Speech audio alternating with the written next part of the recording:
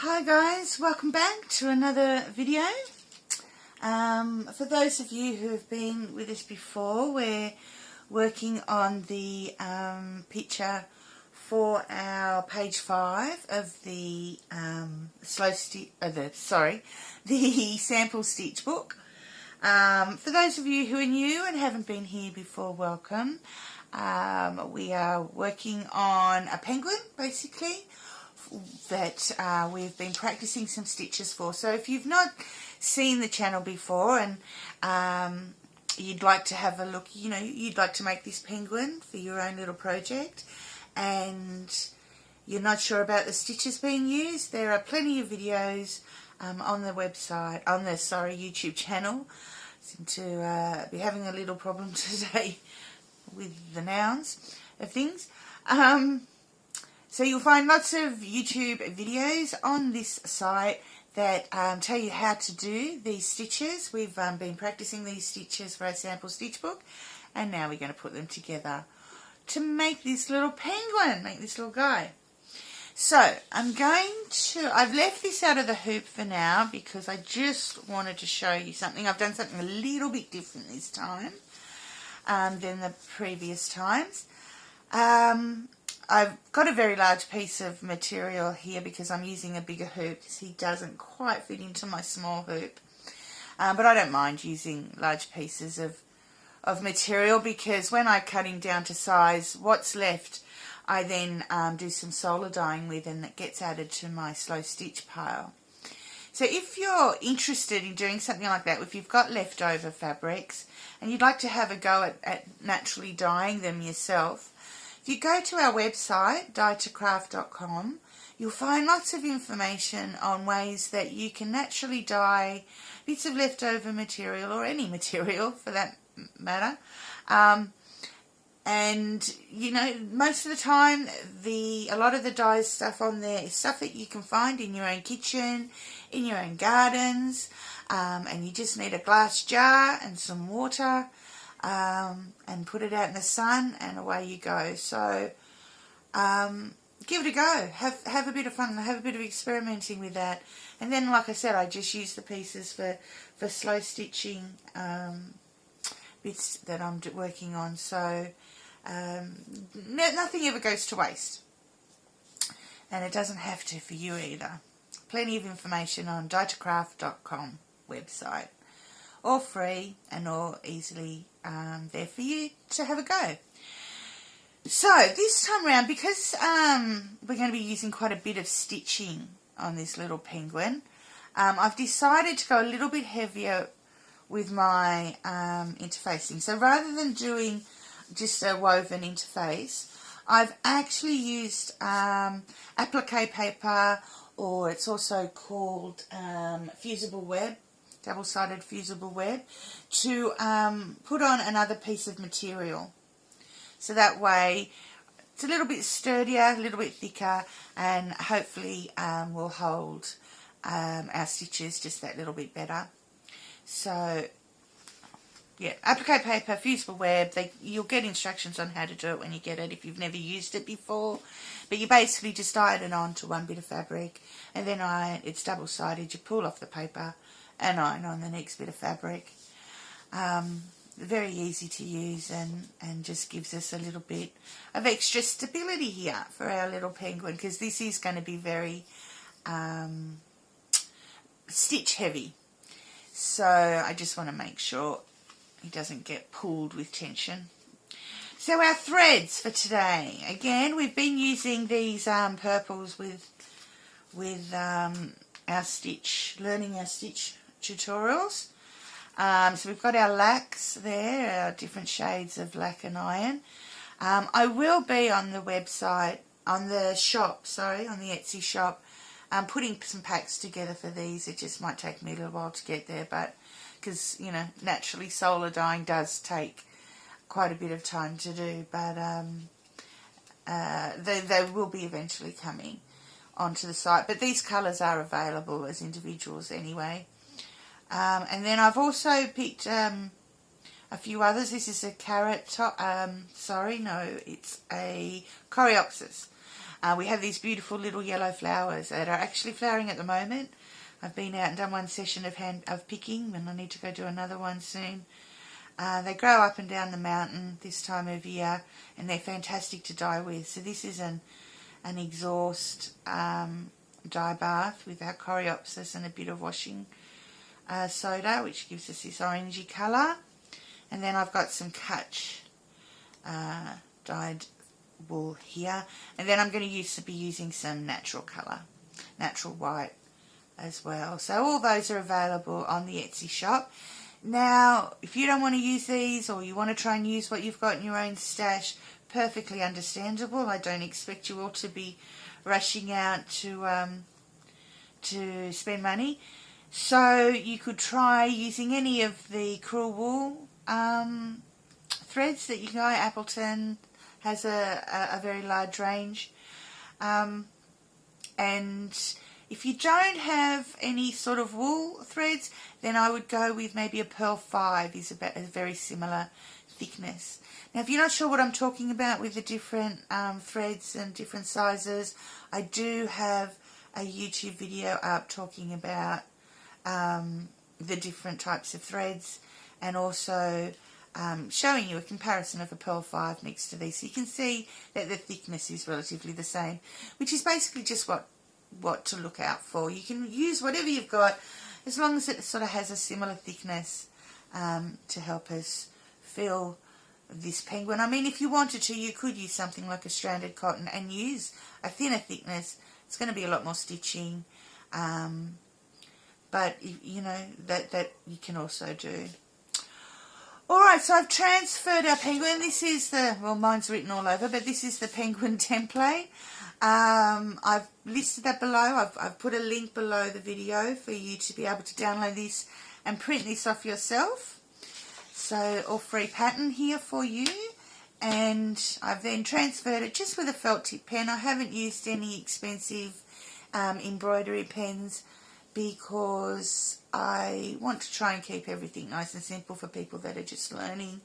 And we're using quite a decent size thickness of thread here, so it's going to go over the lines and cover them anyway, so you don't need to worry about any lines showing through. So just a very fine tip pen I've used to transfer that.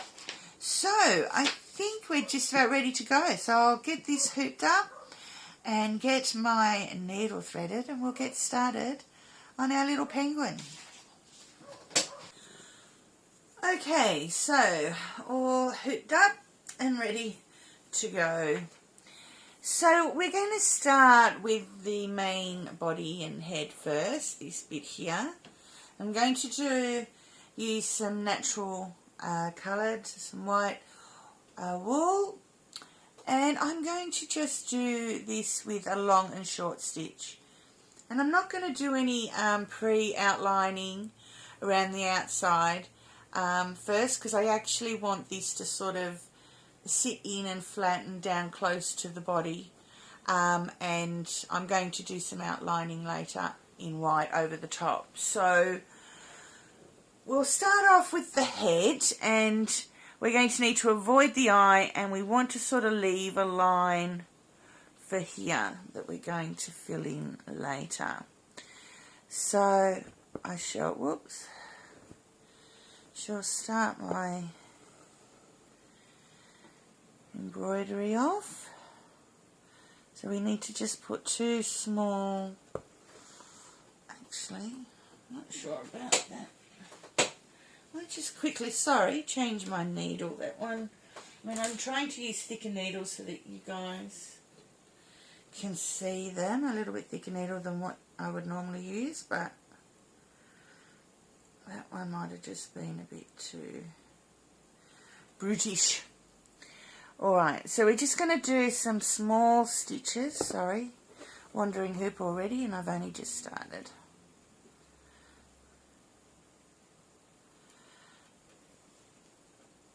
To secure our thread down, so we'll just put them in there, and that will get hidden later with our stitching. We want to start in the middle, you sort of imagine the line near there, so we're sort of starting in the middle. Alright, and we want to go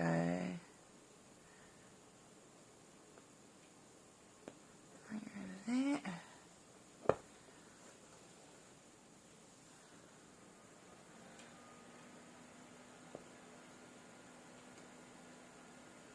Come up next to it. Again, there are plenty of videos on the channel.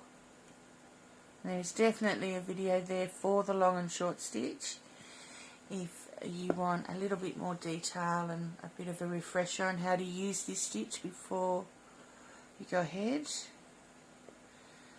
course, my issue at the moment is because of the angle that I'm at, trying to make them straight.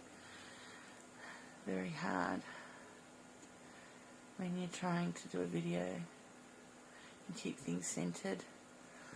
So we just do a long stitch, a short stitch along the line.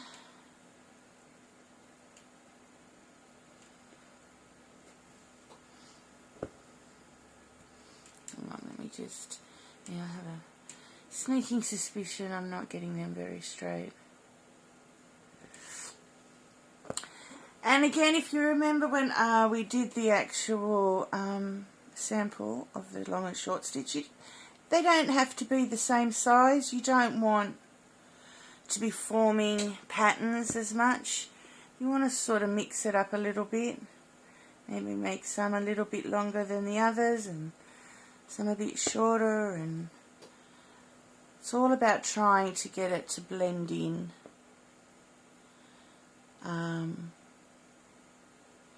As we go along, trying to make sure that our end of the stitch doesn't form any sort of brutal line within the stitching. I definitely am not getting straight those stitches, sorry.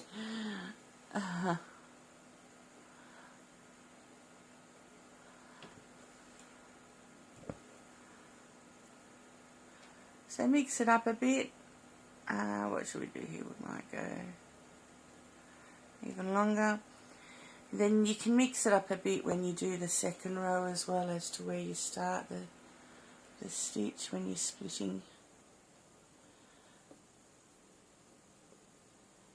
the stitch above.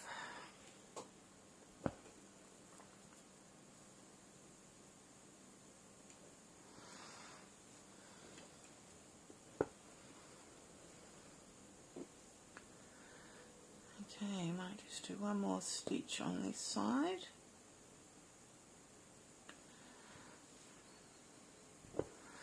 Sorry if those stitches aren't very straight. I really am having a little bit of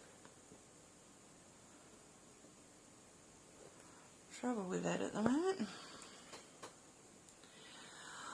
Alright, so I'm going to go back up here and do the other side.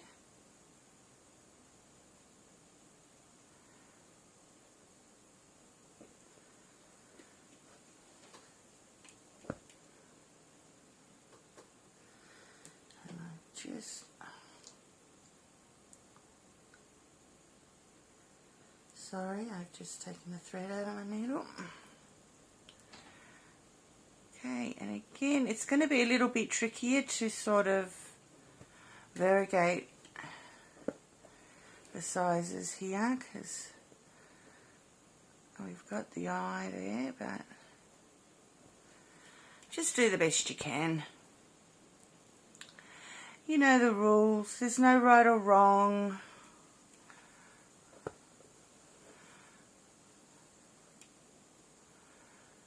There's no judgment here. You just do the best you can, trying to keep things as variegated as you can.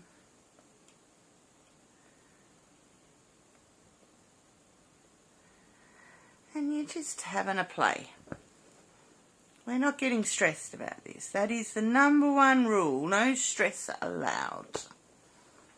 is about sitting and enjoying and just trying some things out. We're having a play with a few stitches that we've learned, and we don't expect ourselves to be experts in anything when we've only just learnt them, because that's just silly.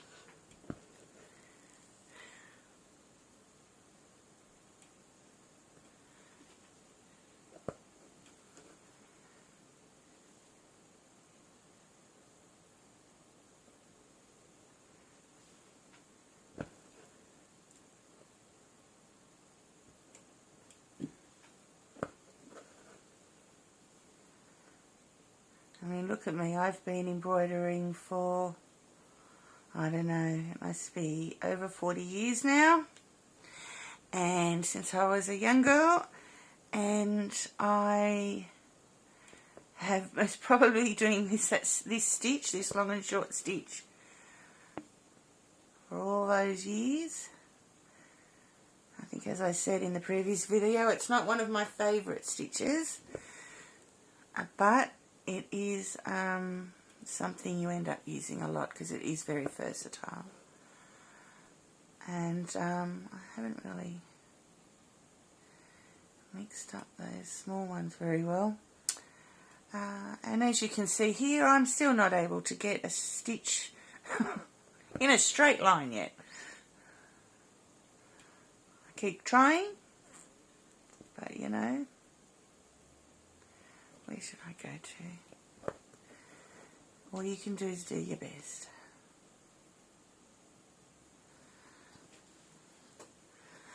The whole idea is to enjoy it and to have fun. So in this little corner, we'll just fill the little area up as best we can.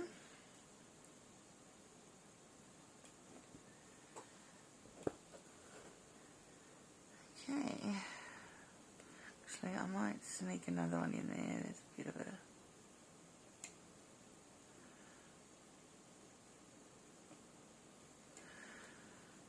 gap there. They're most probably not going to matter by the time I do a line over the top, but anyway, there we go. Just fill that in. Now we want to go back. Now we're splitting the stitch. If you remember correctly, if you remember rightly, we're splitting these stitches in the first row. And again, this is where you can create more variegation. So here I've really not, oops, sorry, now instead of having a travelling hoop, I've got a travelling cable. I haven't put a lot of variegation in here, maybe as much as I should have. So this sort of gives us another opportunity to make things a bit different. So you can split the stitch right at the bottom. You can split the stitch further up if you want to. Wherever you want to just sort of make things flow. And again, even if it doesn't make things flow properly, you can always come back and add little stitches here and there and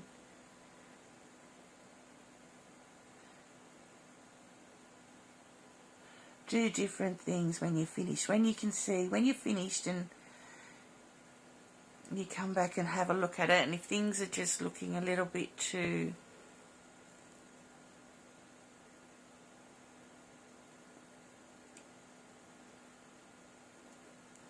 I don't know what's the word, things are, I seem to be having trouble with my English today.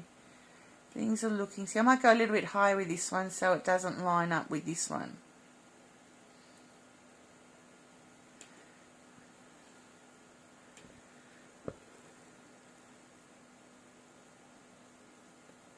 Yeah, but don't stress too much about it because, like I said, we can come back later and just mix things in a bit more if we want to.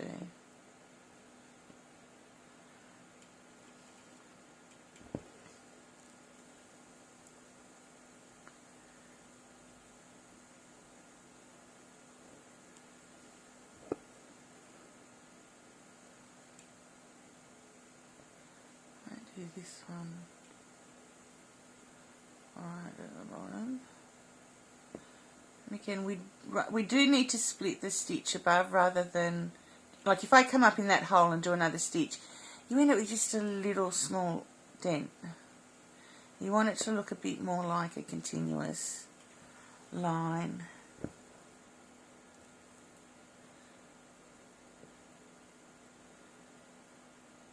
There we go. Yeah, there.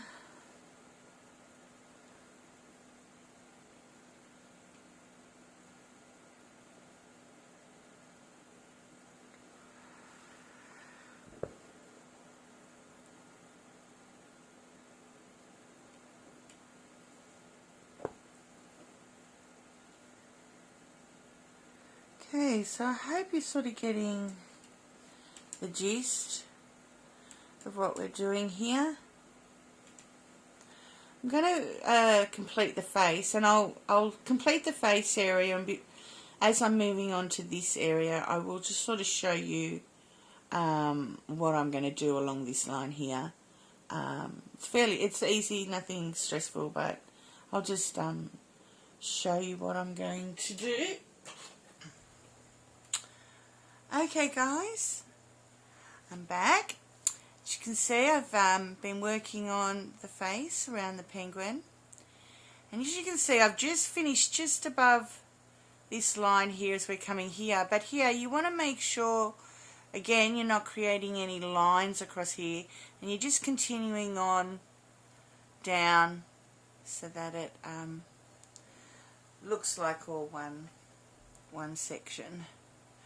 So now I'm just going to come back. I'm going back this way, and I'm just going to start these stitches just below this line. So like I said, there's nothing too tricky. I just wanted to show you so that you could see clearly what was happening.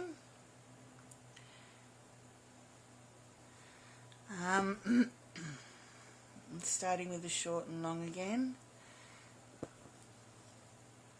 so we can create some variation.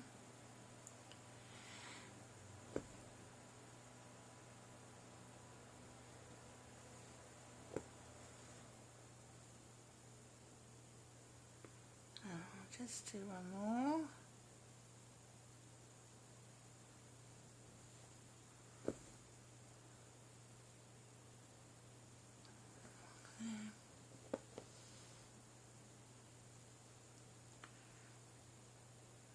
So, as you can see, I'm just leaving that line free, and it's about the width of the thread. We want to just leave about the width of the thread down. So we're going to do a stitch across here just to create that sort of line, the turn of the head, the neck. I don't know, what would you call it? Yeah, I suppose that's sort of the neck bit. So we just put that little detail in later with another stitch across that line. So we don't want to leave too big a gap, because we don't want to be making a big thick stitch, but we do just want to create a little stitch. And the reason why we're doing it this way around, rather than, I mean, it would be much easier to put the line in and then put the stitches around it, but if we do it that way, we want this line to sort of hide the ends of this, because we don't want it to look like he's been sort of cut. We want it to look like this is all sort of one, but there's a bit of a turn. So we want this line to go over the ends and the tops of these stitches to hide them, to make them look all full and one length. Alright, so yeah, I'll continue along there. I'll complete this whole section in long and short stitch in the same colour, in the white, and we'll come back and have a look at what we're going to do next. Might be a day or so before I get back to this. It'll only be 2 seconds for you, just because it's going to take me a little while to get all that stitching done, but we'll get there. Have fun! Okay, so it's the next day. I have spent a few hours last night and then a few hours this morning finishing my long and short stitch. All done now, the whole section finished. So now we're going to work on the back and the arms. And I'm going to use a raised stem stitch for these. Something a little bit different. Again, if you don't know how to do a raised stem stitch, I mean, I'll go over it a little bit now, but there is a video on the website, on the YouTube channel, sorry, that'll give us some full information, give you full details on how to do it, and a little chance to have a play. So I'm going to use my lac and iron threads for this. I'm going to use the darker thread for the back of the penguin colour, but I thought I'd go a little bit lighter for the arms just to differentiate that there. I'm hoping this looks alright, it doesn't look weird. We shall see how it goes. You'll have the benefit of knowing before you start and maybe making a different decision. So first thing to do with our raised stem stitch, I've drawn some lines. You don't have to, you might want to just do this by eye, free form, but I thought that I would show you what I've done. I draw the lines on to show those that want to do that how to do it. So basically I've gone 5 millimeters apart and coming up to the top. I think that last one's about 4 millimeters, just to sort of fit it in. Debated whether to raise the arm a millimeter or not, but I didn't want to muck around with this space here too much. So, and then I'll do another line down here at the bottom. So we'll be fully lined up from top to bottom, approximately 5 millimeters apart. So,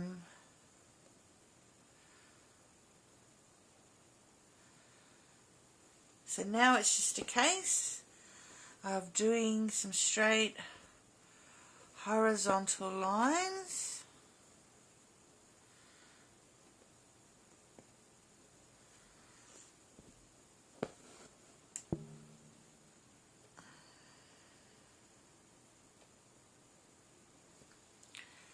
Across the arm.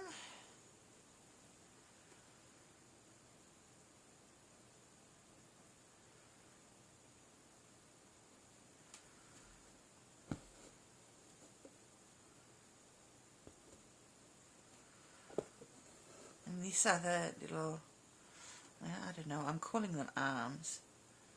I don't know what the correct term is for them, but just go with me.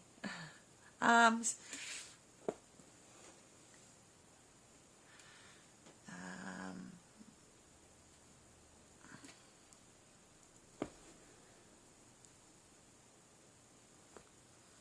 So yeah, if you don't have the lac and iron wool threads, you haven't bought them from the shop, that's fine. You just find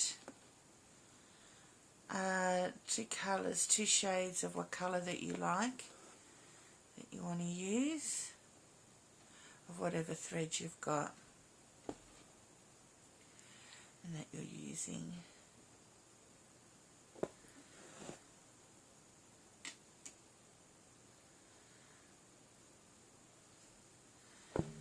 For those that are doing the full slow stitch book, these are, sorry, do I have a wandering hoop again? These are the same colours that I used for the last 2 video tutorials.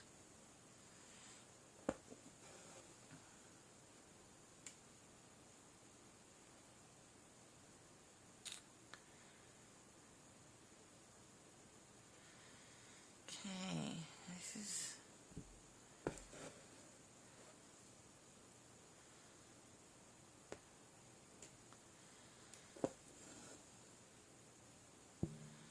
alright, so we want to come up to the right, on the right hand side, and then, whoops, I'll turn this around to make it a little bit easier. We're going to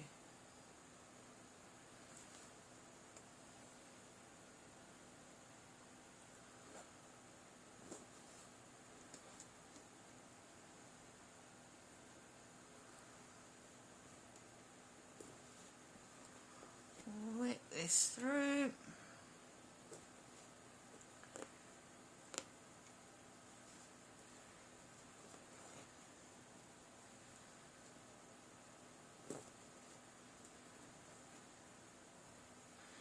Now remember, from the last video, it's not going to look like it's fully over to the side at this point until we get it all in and it all munches up. You know, the first few lines look like they're a bit spaced out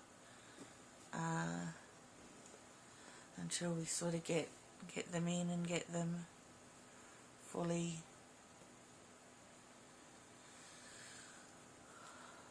So we want to go in at the top. Now I'm going to come around to the back because I don't want to. We want to start again at the bottom, but I don't want to be leaving this long a thread all the way down. So I'm just going to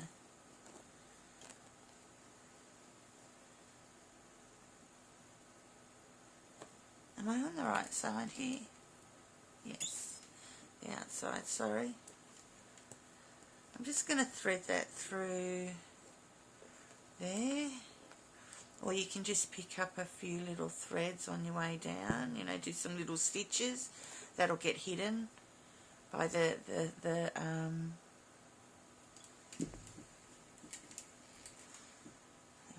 that'll get hidden. You know, if you did just some little stitches on the way down here, that'll get hidden by this over the top anyway, so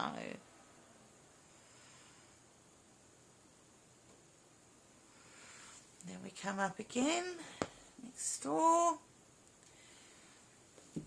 Sorry, I'm moving that hoop all over the place. I hope it's not spinning you out.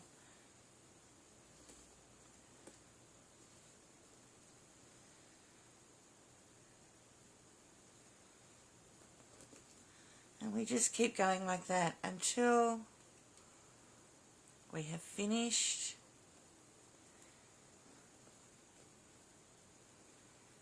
our area. And when you sort of get to here, you might find you need to just start without having that line there.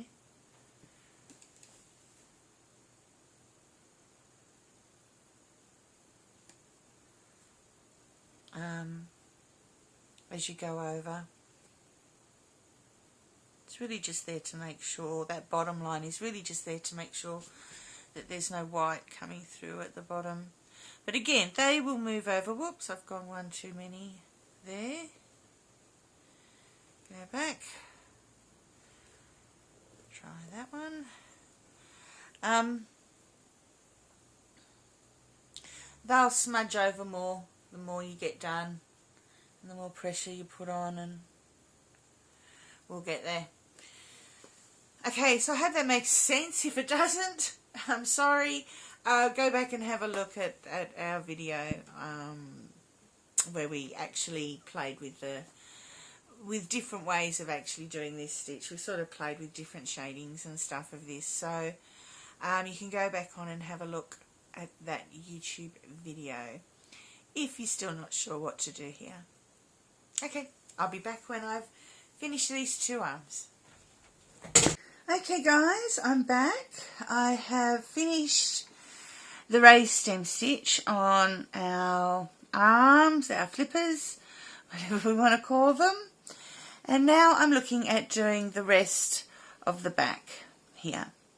So I'm going to do it with my darkest lac iron thread, very deep dark blacky purple.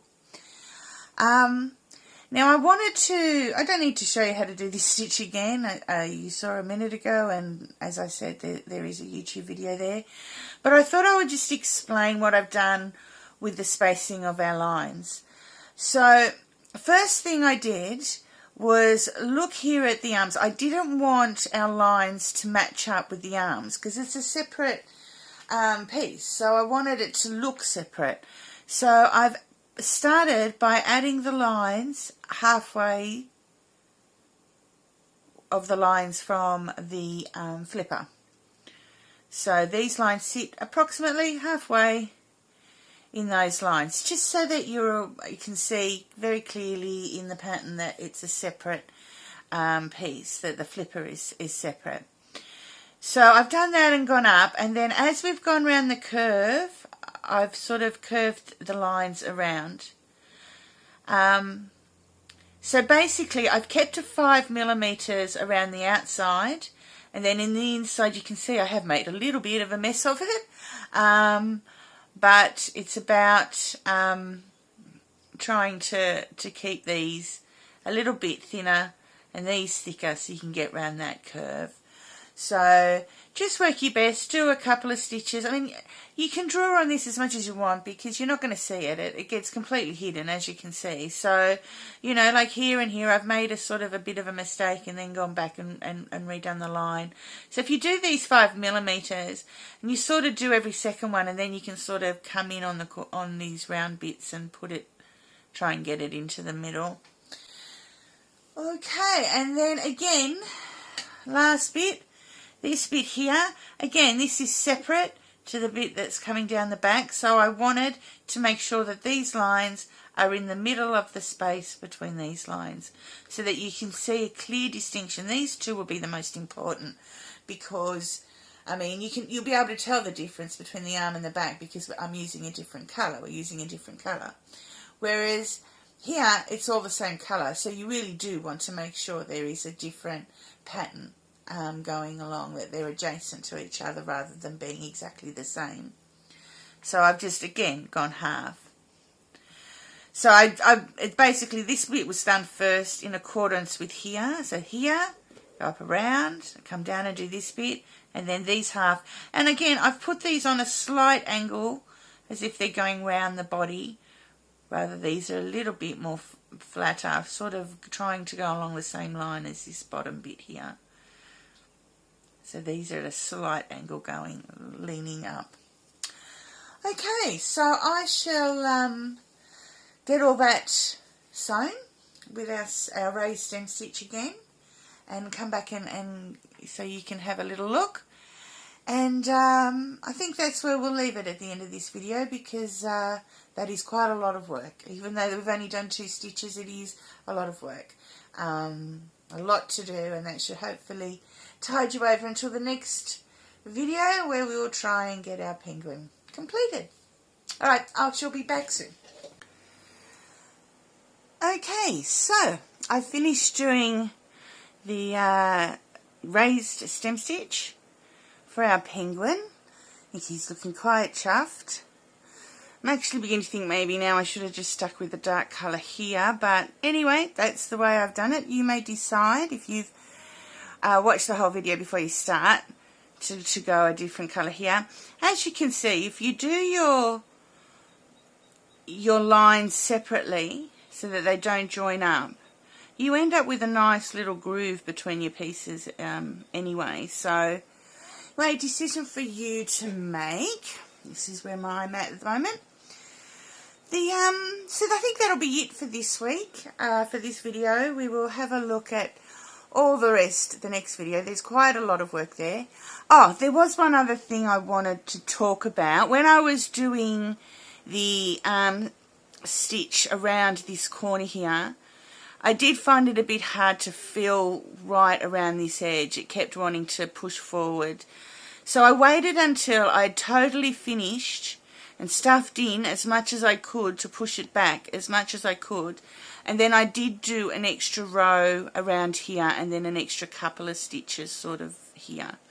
So if you still do have any little white bits that just don't seem to want to fill in, you can always just add an extra stitch.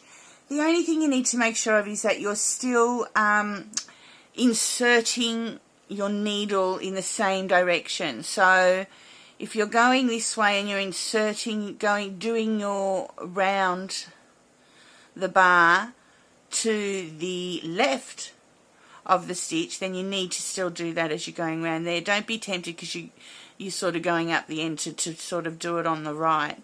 It's sort of a bit tempting to put your needle in to the right of the little loop rather than to the left. Is that the right way around? To the left rather than the right? You know what I mean. Just keep going round your bar in the same direction as you did previously. If you don't, you'll see that there's a little, it provides a little gap, and you'll know to just sort of quickly undo it and do it again. I know maybe I should have shown you that rather than explained it, because I don't think I explained it very well.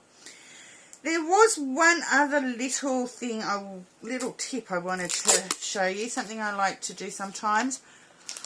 When you're working with dark wool especially, you can end up with all these bits of fluff everywhere.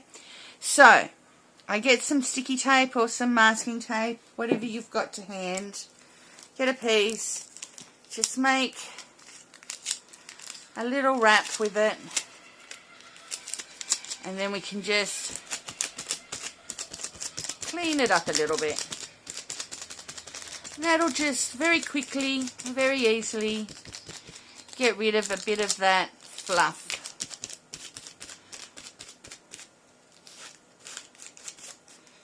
That's hanging around and driving you a little bit nuts. So wait to do it till the end when you're finished. And that just cleans it up a little bit. Oh, I've thrown that on the floor, sorry. Cleans it up a little bit. And there you go. That'll be it. Like I said, there's quite a bit of work there. Even though we've only done 2 stitches and 2 areas, there's quite a bit of work. But that'll keep you going until the next video. And then we'll come back and get this little guy finished. I'll see you next time.